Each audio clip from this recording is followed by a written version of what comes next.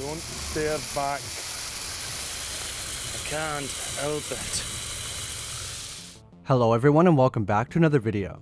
We're going to be looking at the Lycanthropy curse from the movie Dog Soldiers. This is a British horror film that came out in 2002 and was directed by Neil Marshall. It was mostly filmed in Norway and it stars Kevin McKidd, Liam Cunningham, and Sean Pertwee. Dog Soldiers is definitely a cult classic and has great reviews from pretty much everywhere.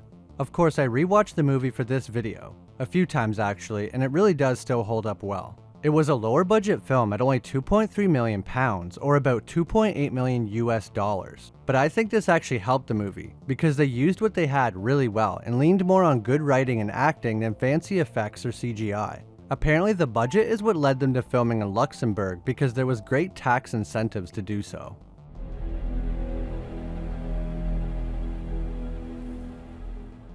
Dog Soldiers takes place in Scotland. The film starts with us watching a couple camping in the Highlands. It must be their anniversary or something because she got him a gift, a pure silver letter opener.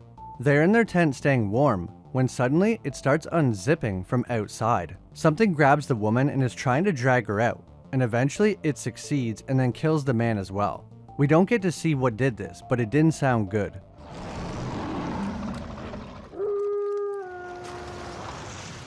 After this opening scene of the couple in the tent, we are now following the main character, Private Cooper. He is running through the forest at night and begins fighting with a group of people that were chasing him, but he's eventually overwhelmed. We find out from his superior that Cooper is trying to join special forces and is top of the class after that performance that he just put on. Unfortunately, he's denied from special forces and sent back to his unit because he didn't obey Captain Ryan's orders to shoot and kill a dog. Ryan says, "If you can't kill a dog, what good are you to me?" Send him back to his squad. It's now 4 weeks later and a group of 6 British soldiers are airdropped in the Scottish Highlands for a training exercise. Private Cooper is among them. The first night they are getting ready to sleep and a dead cow suddenly drops in the middle of their group and we see that Captain Ryan is watching them through binoculars. Some of the men start to panic a bit, but the sergeant gets everyone under control. While Captain Ryan is watching them, he suddenly feels like he's being watched. He tries to grab for his gun, but he's not quick enough.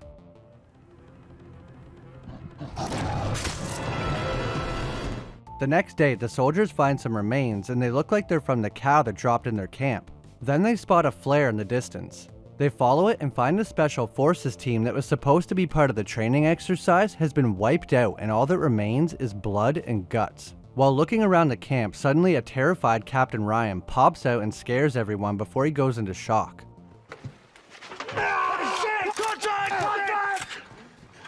He surprisingly survived the Lycan attack and is the only survivor on his team. He's wounded badly with large claw marks on his chest. Wells instructs someone to get on the radio, but he can't get a signal. Somehow, the radio fuses are blown and it seems to have shorted out.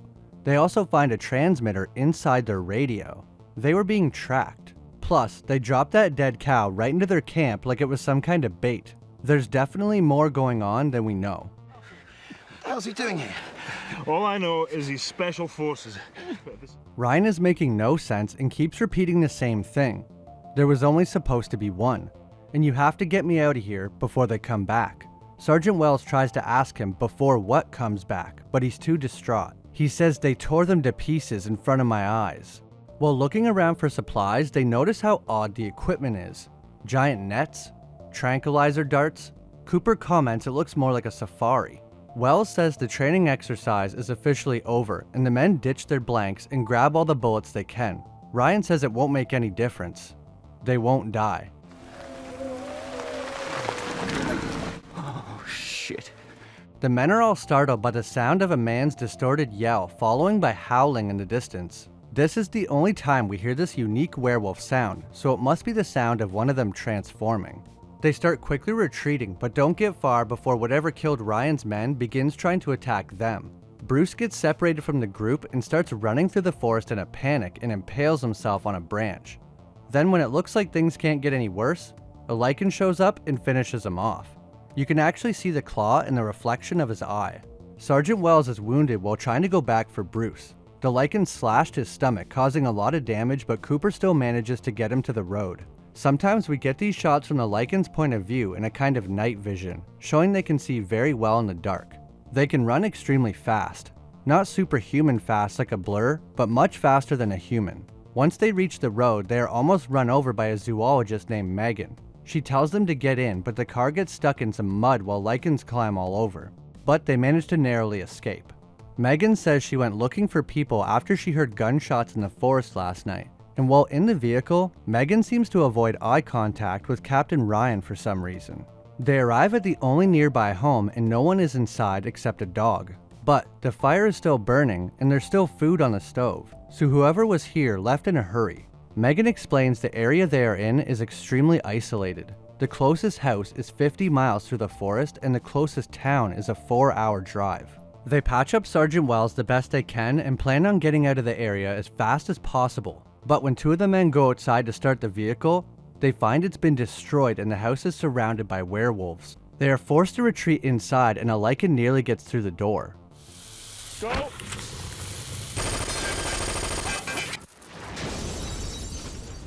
With the vehicle gone, they have no choice but to barricade the house and try to last through the night.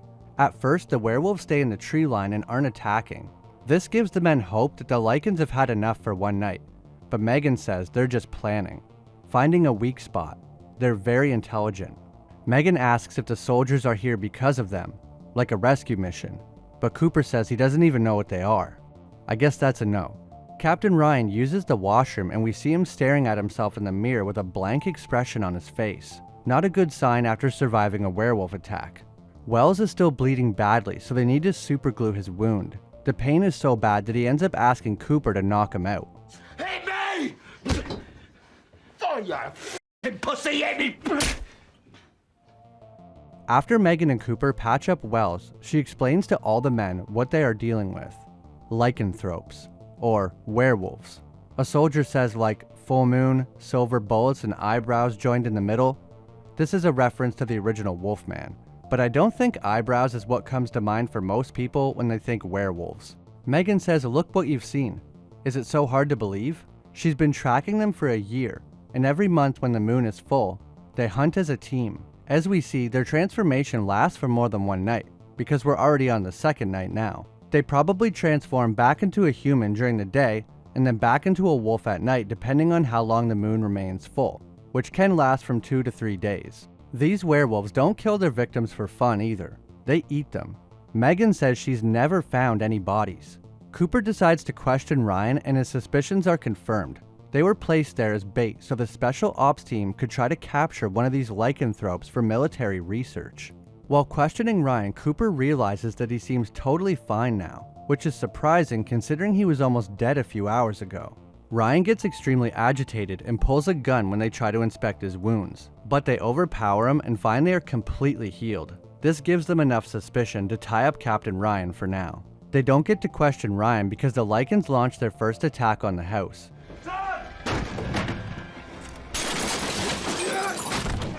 They hold out the best they can and Cooper saves Wells just in time. Again. I like this part where they boil water and then throw it on the werewolves, something they probably learned in their training if you're being attacked and running low on bullets. While the Lycans are attacking the house, one of them manages to pull the shotgun out of the soldier's hands and actually fires it back into the house once before throwing it. So they are apparently smart enough to use weapons but just choose not to.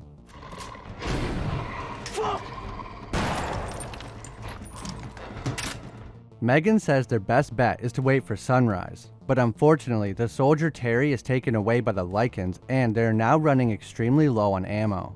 There's no way they're going to be able to last the night here. After some talking, they find out that Megan and Ryan know each other. Megan was the kind of guide for Captain Ryan on his first trip here. This catches the other men off guard.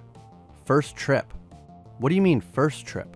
Apparently the Special Forces team was sent to investigate some of the stories and claims from the area, so Ryan definitely already knew what was out there. We also find out the family that lives in the house are the Uas, a Celtic family that has lived in the Glen for centuries. I wonder if these people are descendants or if this is the same family that lived here for centuries. We don't know how long these Lycans can live, so it's definitely possible. It also makes a lot of sense why they decided to live in such an isolated area. Megan tells them about an old Land Rover they keep in the barn, so they make a plan to distract the Lycans while someone gets the vehicle. One soldier named Spoon lights a flare to get their attention while 2 others run to the barn to get the vehicle. Just as one of them gets to the vehicle and turns it on, he witnesses the other soldier get his head ripped off and thrown at the car. He tries to escape and makes it back to the house, but when he does, he can see breath coming from the back seat. He spins around, knife in hand, and tries to fight the Lycan, but when the remaining soldiers open up the back of the vehicle, there's nothing left of their squad mate. They retreat back inside, and now there's only 5 of them, including Captain Ryan. Cooper confronts Ryan again, so he tells them more about why they were there. Ryan asks them if they've ever heard of the Special Weapons Division, guys in lab coats that train dolphins to stick mines on submarines and cute furry animals to tear your head off. They wanted Ryan to capture a werewolf alive if possible so they could study it. Unfortunately, like Ryan said before, there was only supposed to be one. They underestimated the enemy and were overwhelmed. Wells' team was nothing more than live bait. Wells becomes furious at this news, having lost a number of his men to these creatures tonight. In a fit of rage, he stands up and punches Ryan, knocking him off his chair. When Cooper picks him up off the ground, his eyes have changed to a yellow color and he seemingly tries to bite Cooper. They throw him over the table and they quickly realize what's happening. Ryan is turning into a lycanthrope.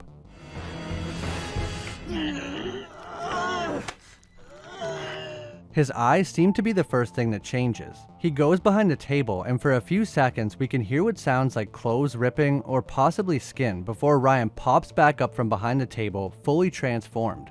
They burn him and then stab him with the sword they found in the house, but Ryan jumps to the window and escapes. Ryan was attacked the night before, so it took around 24 hours for him to turn, although he might have turned earlier if they got into a fight or something sparked his anger. The transformation was pretty quick, taking less than a minute to fully complete. After Ryan escapes, Cooper is holding the picture of the family that lives in the house and has a realization. Werewolves spend most of their time in human form, and the only people for miles around live here. They're in the Lycans' home. No wonder they're so angry. This obviously eliminates the possibility of the werewolves getting bored or leaving. Megan says they are good people, but Cooper says that's too bad, because we're gonna have to kill them all. It's all right, mate.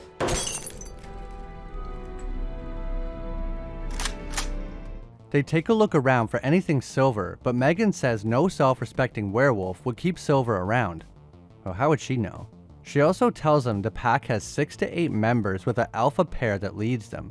The most important thing she tells them is that they will stay together somewhere safe and warm, and she looks out the window to the barn. Their plan is to load a propane or fuel tank into the Land Rover they tried to escape in before and drive it into the barn, blowing it up.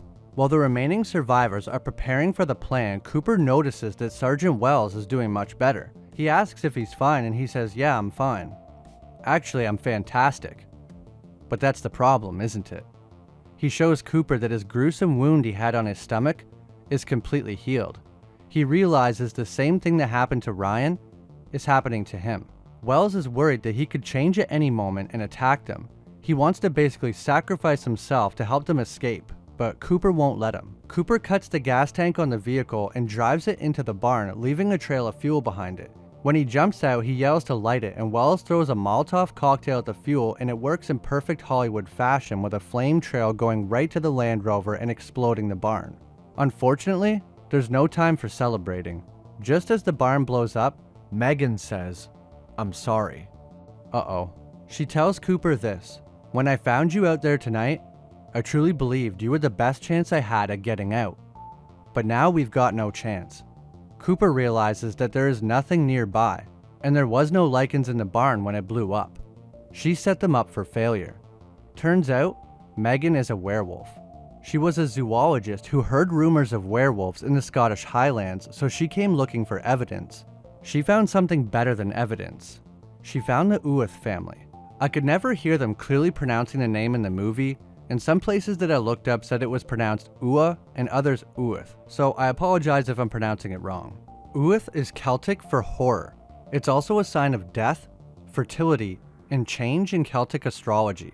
An obvious reference to the change in werewolves and the death they cause, and fertility could be the creation of more werewolves. Megan was forcefully adopted into the Uith family and was infected with the lycanthropy curse. She was obviously a little upset about this, and that's why she contacted the military about the supposed werewolves. This is what eventually led Ryan and Wells' team to the Highlands.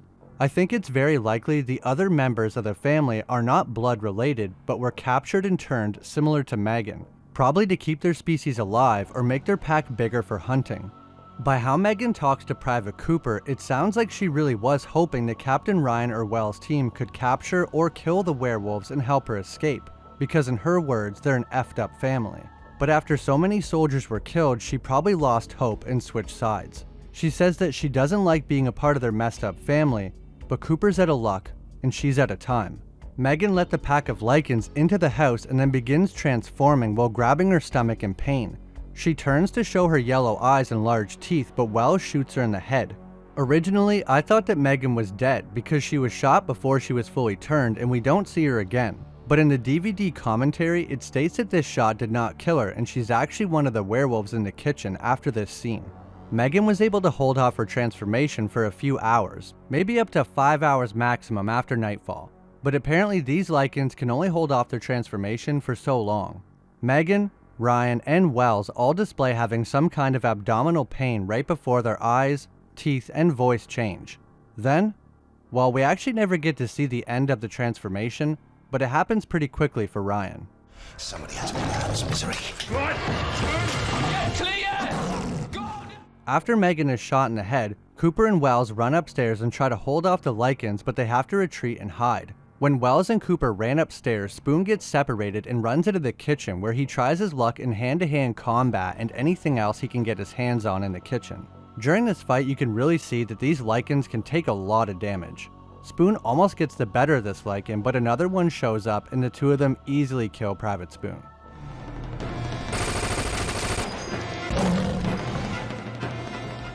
Wells and Cooper get separated in two different rooms, so Cooper breaks through the wall to get to him. Then the two end up breaking through the floor to escape the Lycans right behind them. When they land on the main floor, Wells tells Cooper he has to survive and tell people this happened. He tells him to go into the basement and then he closes the door. Next, he grabs a knife and chops the gasoline line to the stove. A moment later, the Lycans walk in.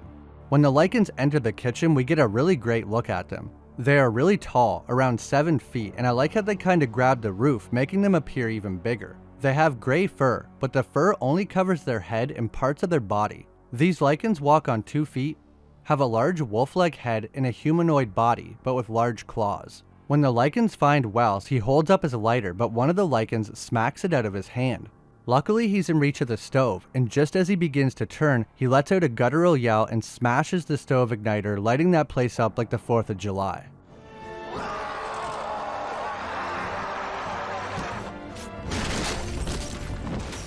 Cooper stays in the basement until he sees daylight, just to be safe.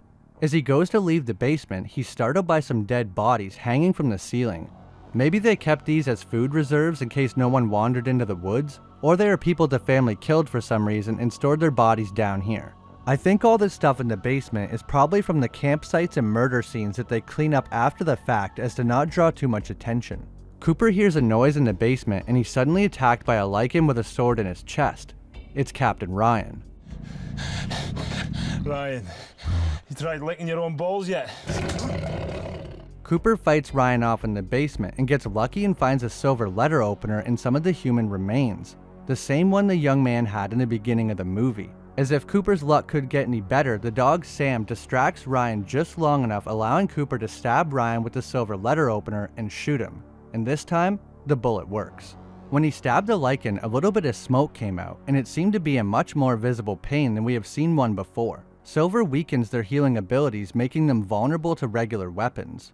Cooper and the dog Sam were the only survivors.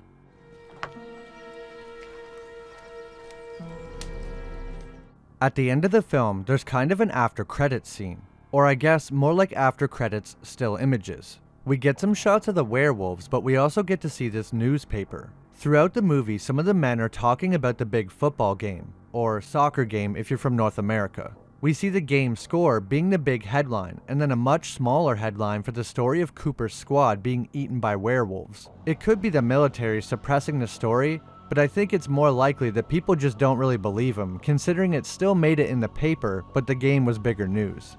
The photos of the werewolves actually came from the camera that Megan was using to disorient them. Before Cooper got into the basement, Wells gave him the film out of the camera. Very smart.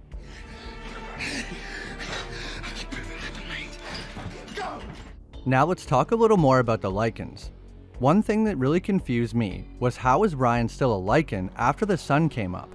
Megan said they just had to last until sunrise and they would turn back. But she was a Lycan, so she could have been lying. Unless the only reason he's still a werewolf is because he's not in sunlight. So because Ryan was still a Lycan in the morning, my question is, can they always turn into a Lycan? Or only during a full moon? Or is it that they can always turn, but the full moon just forces them to turn? Megan does say that she has studied them for a year and they only turn once a month to hunt.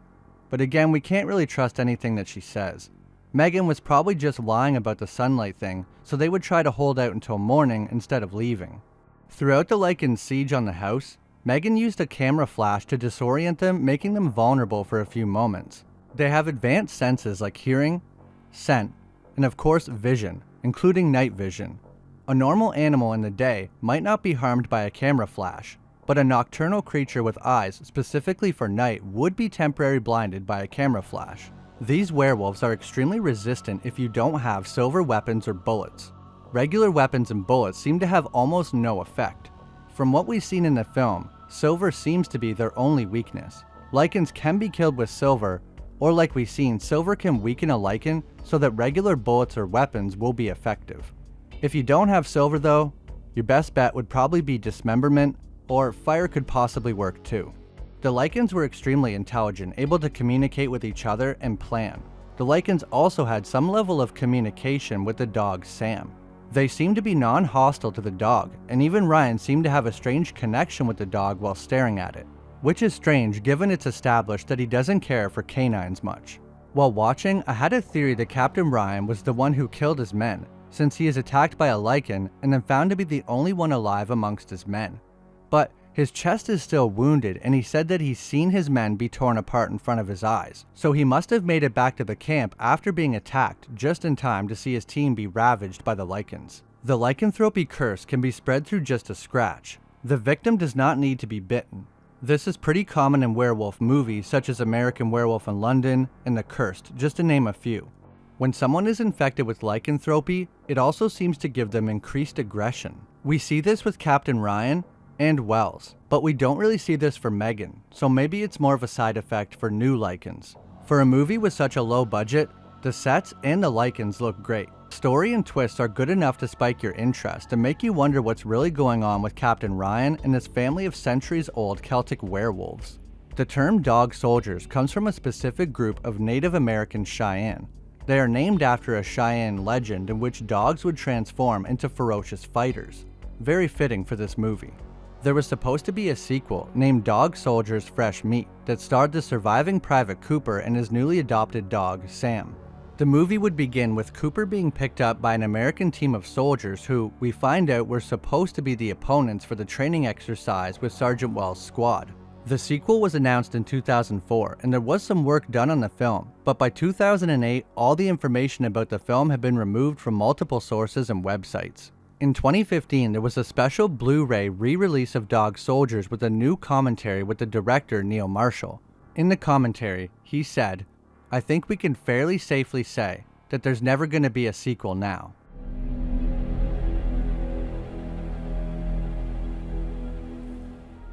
That's my video on Dog Soldiers, a cult classic and one of my top 5 werewolf movies. It's a horror comedy just like American Werewolf in London, and it's also a British production, so I wonder if that has anything to do with it. Like most movies I cover, I would 100% recommend this movie to anyone who likes werewolf or horror comedies. I only cover movies and shows that I truly enjoy. That's why I always recommend them to you guys. If you guys have any movies or TV shows you want me to cover, please leave them in the comments below. If you enjoyed, leave a like, and hit that subscribe button if you haven't. It helps out a lot, and I really appreciate it. Thanks so much for watching, and I'll see you in the next video.